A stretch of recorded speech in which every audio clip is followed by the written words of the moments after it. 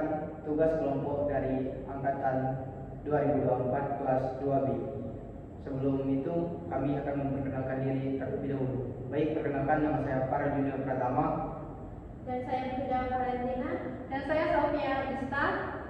Dan saya Algani Anggoro. Saya Septia Duyanita. Dan saya Wahyu. Baik, sekarang akan memasuki presentasi diskusi kami yang akan dibacakan oleh Septia.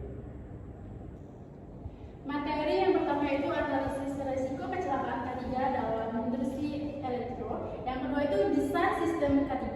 Yang ketiganya evakuasi sistem K3. Yang keempat pengembangan program K3. Yang kelima itu studi kasus. Analisis resiko kecelakaan. Seperti yang kita ketahui, kesehatan dan keselamatan kerja K3 merupakan upaya kita untuk menciptakan lingkungan kerja yang sehat dan aman, sehingga dapat mengurangi probabilitas kecelakaan kerja atau penyakit akibat kelalaian yang mengakibatkan demotivasi dan efisiensi produktivitas kerja. Pentingnya K3 mengurangi resiko kecelakaan seperti sengatan listrik dan cedera akibat perawatan berat. Selanjutnya akan dijelaskan oleh Ilan Zafiati. Oke, selanjutnya desain sistem K3. Yang pertama, kita harus mengetahui identifikasi bahaya seperti kabel terbuka dan ruang sempit. Kabel terbuka, contoh kabel terkelupas, sambungan kabel yang tidak ditutup, dan lain-lainnya dapat menyebabkan potensi risiko seperti kesentrum dan korsleting yang dapat menyebabkan kebakaran. Ruangan sempit bisa jadi kurangnya ventilasi atau oksigen, suhu terlalu ekstrim atau terlalu panas atau terlalu dingin.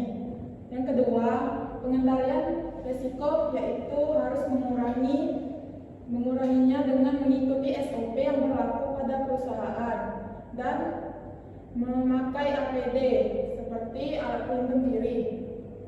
Yang ketiga, ada pelatihan karyawan dalam K3. Kunci utama yang menciptakan tempat kerja yang aman dan bebas dari kecelakaan. Yang selanjutnya akan dijelaskan oleh Septia Duyanita. Evakuasi sistem K3. Tujuan menilai efektivitas program K3 yaitu untuk memastikan bahwa program K3 benar-benar berjalan dengan baik sesuai dengan rencana dan memberikan hasil nyata dalam melindungi keselamatan dan kesehatan kerja. Seperti apakah pelatihan K3, SOP penggunaan APD sudah diterapkan, apakah kecelakaan kerja miss, dan penyakit akibat kerja menurun dan sebagainya. Metode audit mengevaluasi keseluruhan sistem manajemen K3. Apakah sesuai dengan standar biasanya yang dilakukan secara berkala 1-2 kali per tahun?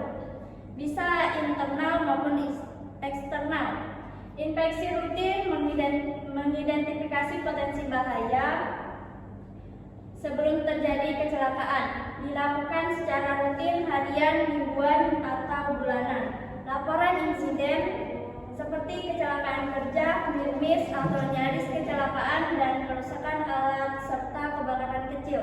Selanjutnya akan dilanjutkan oleh Putri Dewa Valentina. Evakuasi sistem K3 yang ketiga adalah hasil perbaikan sistem dan prosedur keselamatan. Apakah sistem tersebut dapat mengurangi terjadinya kecelakaan kerja?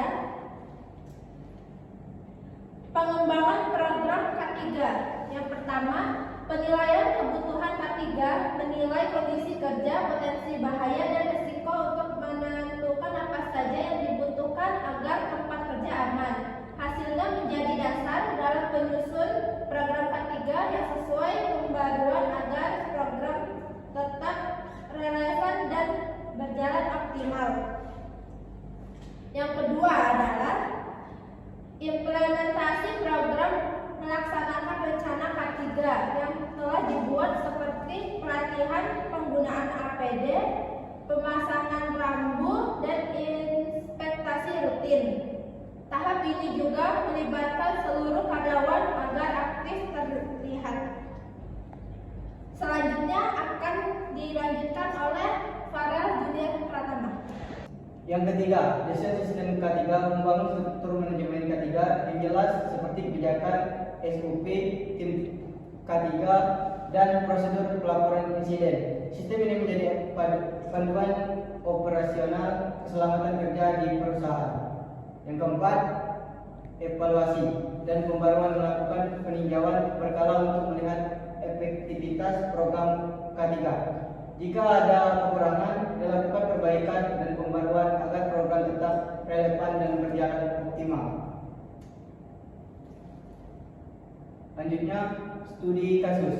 Yang pertama, kasus 1, kebakaran di pabrik elektronik. Masalah terjadi kebakaran di area pabrik karena kabel listrik yang rusak dan tidak terdeteksi dalam inspeksi rutin.